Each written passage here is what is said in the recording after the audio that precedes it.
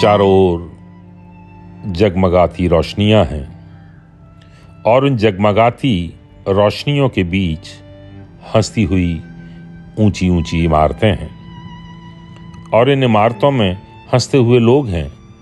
जहां देखो उधर रोशनी ही रोशनी है और उन जगमगाती रोशनियों से दूर शहर के आखिरी छोर पर झुग्गी झोंपड़ियां हैं जहां टिमटिमाते हुए कुछ दिए जल रहे हैं।